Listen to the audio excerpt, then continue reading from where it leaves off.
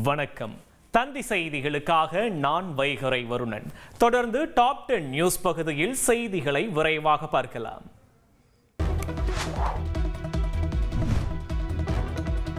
பெங்களூருவில் ஆர்சிபி அணியின் வெற்றி பேரணியில் கூட்ட நெரிசலில் சிக்கி உயிரிழப்புகள் அதிகரித்து வருவது பெருஞ்சோகத்தை ஏற்படுத்தியுள்ளது.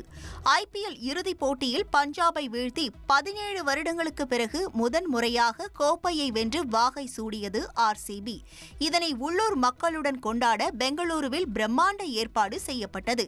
வெற்றி கோப்பையுடன் ஆர்சிபி வீரர்கள் கர்நாடகா தலைமை செயலகம் உள்ள விதான் சௌதா பகுதிக்கு வர வெளியே பல்லாயிரக்கணக்கான ரசிகர்கள் திரண்டனர்.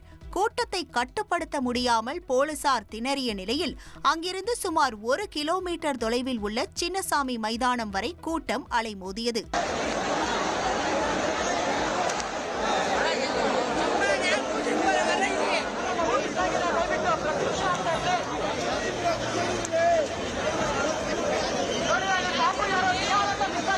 கட்டுக்கடங்காத கூட்டத்தில் சிக்கிய ரசிகர்கள் மூச்சு திணறல் ஏற்பட்டு அடுத்தடுத்து உயிரிழந்தது பேரதிர்ச்சியை ஏற்படுத்தியது.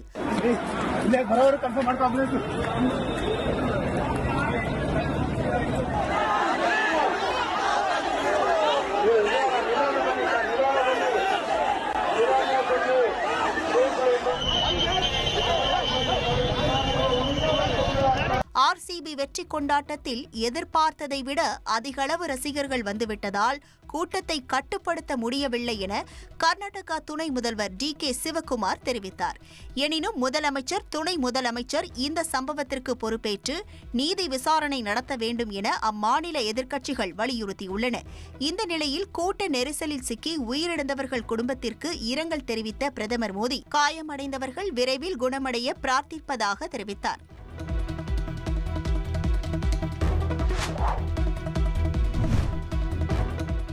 பெங்களூருவில் கூட்ட நெரிசலில் சிக்கி காயமடைந்தவர்களை சந்தித்த பின் செய்தியாளர்களை சந்தித்த கர்நாடக முதலமைச்சர் சித்தராமையா ஆர்சிபி வெற்றி கொண்டாட்டத்தின் போது 2 லட்சத்திற்கும் அதிகமானோர் மைதானம் அருகே கூடியதாக சுட்டிக்காட்டினார். இவ்வளவு கூட்டம் வரும் என்று யாரும் எதிர்பார்க்கவில்லை என குறிப்பிட்ட முதலமைச்சர் உயிரிழந்த 11 பேரின் குடும்பத்திற்கு தலா 10 லட்சம் நிதியுதவி அறிவித்தார். கூட்ட நெரிசலில் சிக்கி 47 பேர் காயமடைந்ததாக குறிப்பிட்ட சித்தராமையா காயமடைந்தோர் சிகிச்சைக்கான செலவை அரசே ஏற்கும் எனவும் அறிவித்தார். விபத்து குறித்து நீதி விசாரணை நடத்த உத்தரவிட்டுள்ளதாகவும் யார் தவறு செய்திருந்தாலும் அவர்கள் மீது நடவடிக்கை எடுக்கப்படும் எனவும் உறுதியளித்தார். மைதானத்திற்குள் செல்லும் நுழைவு வாயில் சிறியதாக இருந்ததாலும் ஒரே நேரத்தில் ஏராளமானோர் குவிந்ததாலும் விபத்து ஏற்பட்டதாகவும் விளக்கமளித்தார். மேலும் ஆர்சிபி வெற்றி பேரணிக்கு திட்டமிட்ட போது அனைத்து அதிகாரிகளும் ஒப்புதல் அளித்ததாகவும் சித்தராமையா தெளிவுபடுத்தினார். இந்த விவகாரத்தில் பாஜக அரசியல் செய்வதாக சாடிய சித்தராமையா கும்பமேளாவில் 50 முதல் 60 பேர் வரை உயிரிழந்தனர், அதையெல்லாம் குற்றம் சாட்ட முடியுமா என விமர்சித்தார்.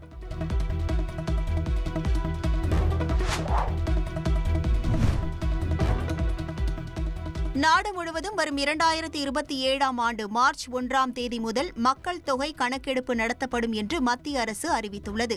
மக்கள் தொகை கணக்கெடுப்புடன் சேர்த்து சாதிவாரி கணக்கெடுப்பும் மேற்கொள்ளப்படும் என்றும் மத்திய அரசு தெரிவித்துள்ளது. இருப்பினும் ஜம்மு காஷ்மீர், லடாக் யூனியன் பிரதேசம், ஹிமாச்சல பிரதேசம், உத்தரகாண்ட் ஆகிய பனிப்பொழிவு அதிகம் உள்ள பகுதிகளில் 2026ஆம் ஆண்டு அக்டோபர் 1ஆம் தேதி முதல் மக்கள் தொகை கணக்கெடுப்பு தொடங்கும் என்று மத்திய அரசு தெரிவித்துள்ளது. மக்கள் தொகை கணக்கெடுப்பை நடத்துவதற்கான அதிகாரப்பூர்வ அறிவிப்பு வரும் 16ஆம் தேதி அரசிதழில் வெளியிடப்படும் என்றும் மத்திய அரசு தெரிவித்துள்ளது. இதற்கு முன்பு கடந்த 2011ஆம் ஆண்டு மக்கள் தொகை கணக்கெடுப்பு நடத்தப்பட்டது. அதனைத் தொடர்ந்து 2021ஆம் ஆண்டு 2 கட்டங்களாக மக்கள் தொகை கணக்கெடுப்பை நடத்த மத்திய அரசு திட்டமிட்டிருந்த நிலையில் கொரோனா பெருந்தொற்று காரணமாக மக்கள் தொகை கணக்கெடுப்பு காலவரையின்றி ஒத்திவைக்கப்பட்டது.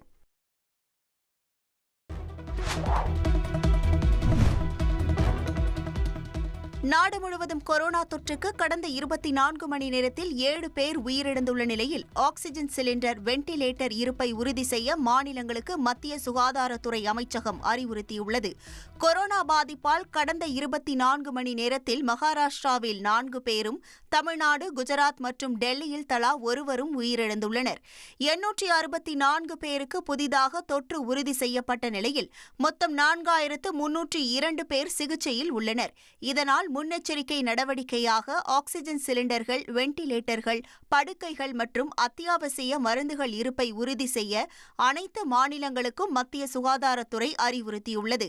கொரோனாவால் பாதிக்கப்பட்டவர்களில் பெரும்பாலானோர் லேசான அறிகுறியுடன் இருப்பதாக சுட்டிக்காட்டியுள்ள மத்திய அரசு, கடந்த ஜனவரி 1 முதல் 44 பேர் உயிரிழந்ததாகவும் இதில் பெரும்பாலானோர் இணை நோயால் பாதிக்கப்பட்டவர்கள் எனவும் விளக்கம் அளித்துள்ளது. எனினும் கடுமையான சுவாச நோயால் பாதிக்கப்பட்டவர்கள் உடனடியாக மருத்துவ உதவியை நாட வேண்டும் என மத்திய அரசு அறிவுறுத்தியுள்ளது.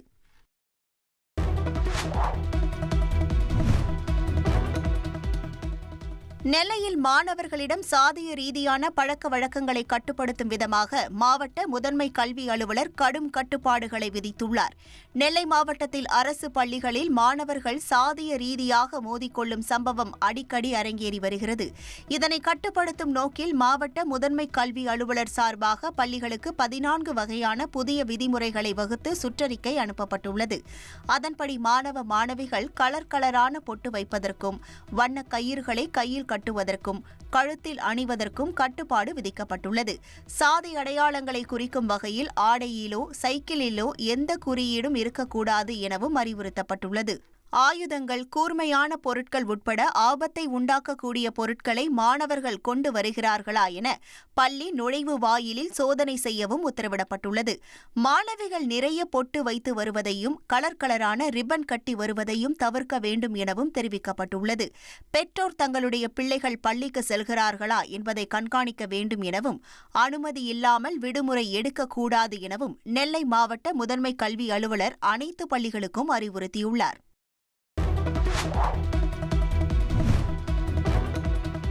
ஆடல் பாடல் நிகழ்ச்சி நடத்த நிபந்தனையுடன் அனுமதி வழங்கி மெட்ராஸ் உயர்நீதிமன்ற மதுரை அமர்வு உத்தரவிட்டுள்ளது. மெட்ராஸ் உயர்நீதிமன்ற மதுரை அமர்வுக்கு உட்பட்ட 14 மாவட்டங்களில் கோவில் திருவிழாவை முன்னிட்டு ஆடல் பாடல் நிகழ்ச்சிகள் நடத்த அனுமதி கோரி தாக்கல் செய்யப்பட்ட 7க்கும் மேற்பட்ட மனுக்கள் விசாரணைக்கு வந்தன. கடந்த பல ஆண்டுகளாக சட்டம் ஒழுங்கு பிரச்சினைகளை காரணம் காட்டி ஆடல் பாடல் நிகழ்ச்சிக்கு அனுமதி மறுக்கப்படுவதாக மனுதாரர் தரப்பில் வாதிடப்பட்டது. இதனை பதிவு செய்த நீதிபதி ஆடல் பாடல் நிகழ்ச்சி நடத்த அதிக பணம் செலவு செய்யப்படுவதை சுட்டிக்காட்டி நிகழ்ச்சியை நடத்த நிபந்தனையுடன் அனுமதி வழங்குவதாக உத்தரவிட்டார். மேலும் ஆடல் பாடல் நிகழ்ச்சி நடைபெறும் உள்ளாட்சி அமைப்புகளின் செயலாளரிடம் 25,000 ரூபாய் நன்கொடை செலுத்தி சம்பந்தப்பட்ட கிராமத்தில் நீர்நிலைகளை தூர்வார வேண்டும் எனவும் நீதிபதி நிபந்தனை விதித்தார். இதனை செய்தால் தங்களது கிராமம் செழிப்பாக இருக்கும் என நீதிபதி கருத்து தெரிவித்தார்.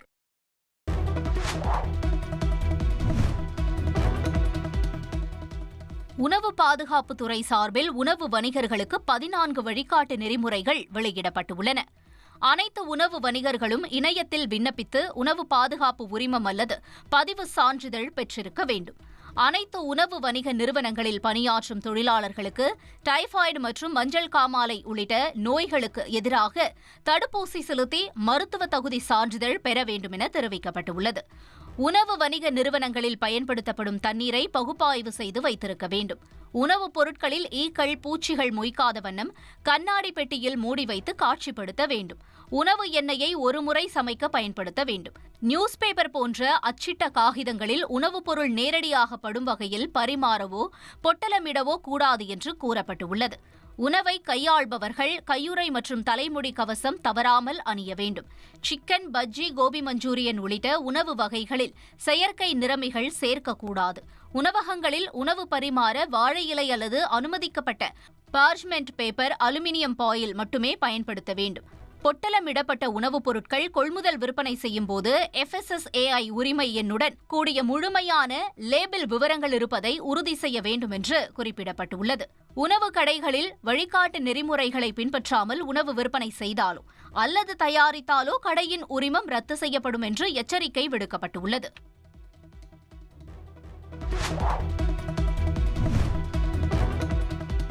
மணிரத்னம் கமல்ஹாசன் கூட்டணியில் உருவாகியுள்ள தக் லைஃப் படம் வியாழக்கிழமை ரிலீஸாக உள்ளது. இதனையொட்டி தமிழ்நாடு அரசு உத்தரவின் பேரில் தக் லைஃப் திரைப்படத்திற்கு வியாழக்கிழமை ஒரு நாள் மட்டும் சிறப்பு காட்சி திரையிட அனுமதி அளிக்கப்பட்டுள்ளது. முதல் காட்சி காலை 9 மணிக்கு தொடங்கி இறுதி காட்சி இரவு 2 மணிக்குள் முடிய வேண்டும் எனவும் தெரிவிக்கப்பட்டுள்ளது. மொத்தம் 5 காட்சிகள் வரை திரையிடலாம் என கூறப்பட்டுள்ளது. இதனிடையே சென்னையில் தக் லைஃப் படக்குழுவின் செய்தியாளர் சந்திப்பு நடைபெற்றது. இதில் பேசிய கமல்ஹாசன் கமல்ஹாசன் சர்வதேச தரத்தில் தக் லைஃப் திரைப்படம் உருவாகியுள்ளதாக பெருமிதத்துடன் தெரிவித்தார். கன்னட மொழி குறித்து தான் பேசிய விவகாரத்தில் தனக்கு உறுதுணையாக தமிழ்நாடு மக்கள் இருந்ததாக நெகிழ்ந்தார். பாருங்க, காரை புரட்டி போட்டு தமிழ் சினிமாவையும் புரட்டி போடணுங்கிறது தான் எங்களுக்கு ரொம்ப நாள் ஆசை. அதை செய்ய முயற்சி பண்ணிக்கிட்டே இருக்கோம். எல்லா நேரமும் தூக்க முடியாது, யாராவது உதவிக்கு வேணும். புரட்டி போடுறதுங்கிறது பெரிய விஷயம். கொஞ்சமாவது அதை நகர்த்தலாம், நாங்கள் விரும்பும் திசை நோக்கி அப்படின்னதில் இதில் எங்களுக்கு கிடைச்ச படை வீரர்கள் நிறைந்த படை. அதுவும் பிஹைண்ட் த சீன்ஸில் நீங்கள் பார்த்தது ஒரு கிளிம்ஸு தான். சீட்டு கிடைச்சாச்சு, உட்காந்துடணும். எனக்கு உறுதுணையாக இருந்த தமிழ்நாட்டிற்கே நன்றி சொல்ல வேண்டும். நான் மேடையில் பேசும்போது உயிரே உறவே தமிழே என்று சொன்னதற்கான அர்த்தத்தையும் நான் முழுமையாக உணர்கிறேன். தாங்கள் மிகப்பெரிய உழைப்பை போட்டுள்ளதாகவும் எல்லோரும் படத்தை பார்த்து மகிழுமாறு சிலம்பரசன் கேட்டுக்கொண்டார். ஆக்சுவலாக கான்ஃபிடென்ட்டாக இருக்கும், சந்தோஷமாக இருக்கும். இந்த படம் எல்லாருக்கும் ஒரு மிகப்பெரிய வெற்றி அடையணும்னு இறைவனை வேண்டிக்கிறேன். ஏன்னா ரொம்ப உழைப்பை போட்டிருக்காங்க. கமல் சார் ஆக்ஷனாக இருக்கட்டும், பெர்ஃபார்மன்ஸாக இருக்கட்டும், பின்னி படல் எடுத்திருக்காரு. எல்லாருமே அவங்களோட ஒர்க்கை ரொம்ப கஷ்டப்பட்டு பண்ணியிருக்காங்க. ஸோ எங்கள் டீம் சார்பாக நீங்கள் எல்லாரும் படம் பார்த்து என்ஜாய் பண்ணுவீங்கன்னு நம்புகிறோம். இறுதியாக ஏஆர் ரஹ்மானின் இசையில் படத்தின் மேக்கிங் வீடியோ வெளியாகி ரசிகர்களை கவர்ந்துள்ளது. மத்திய உள்துறை அமைச்சர் அமித்ஷா வரும் 8ஆம் தேதி மதுரைக்கு வருகை தந்து நிர்வாகிகளை சந்தித்து ஆலோசனை நடத்த இருப்பதாக பாஜக மாநில தலைவர் நயினார் நாகேந்திரன் தெரிவித்தார். புதுக்கோட்டையில் செய்தியாளர்களுக்கு பேட்டியளித்த அவர், தேசிய ஜனநாயக கூட்டணியில் OPS மற்றும் டிடிவி தினகரன் இருப்பதாகவும் நயினார் நாகேந்திரன் தெரிவித்தார். வரக்கூடிய 8ஆம் தேதி உள்துறை அமைச்சர் அமித்ஷா அவர்கள் மதுரைக்கு வருகிறார்கள். எல்லா நிர்வாகிகளையும் சந்திக்கிறாங்க.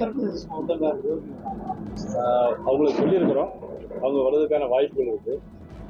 ஆந்திர துணை முதலமைச்சர் பவன் கல்யாண் அவர்களும் வருவதாக இருக்கிறார்.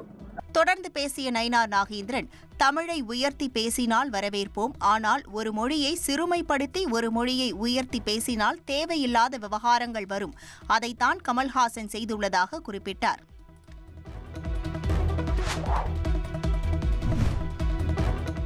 பத்து மற்றும் 12ஆம் வகுப்புகளில் அதிக மதிப்பெண் பெற்ற மாணவ மாணவிகளுக்கு தமிழக வெற்றிக் கழக தலைவர் விஜய் 2ஆம் கட்டமாக கல்வி விருதுகளை வழங்கினார்.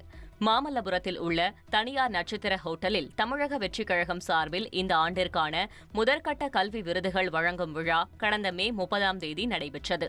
இந்நிலையில் 2ஆம் கட்டமாக திருச்சி, ஈரோடு, கரூர், தஞ்சை, ராமநாதபுரம், திருப்பூர் உள்ளிட்ட 15 மாவட்டங்களில் 75 தொகுதிகளைச் சேர்ந்த மாணவர்களுக்கு கல்வி விருதுகளை விஜய் வழங்கி கௌரவித்தார்.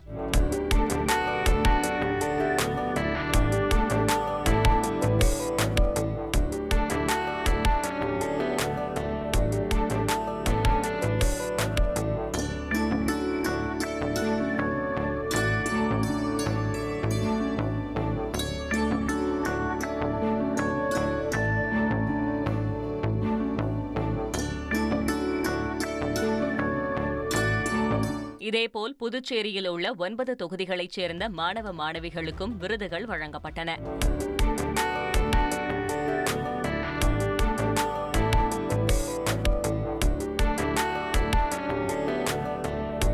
இவ்விழாவில் கலந்து கொண்ட மாணவர்கள், பெற்றோர்கள் என 1500க்கும் மேற்பட்டோருக்கு மதிய சைவ விருந்து வழங்கப்பட்டது.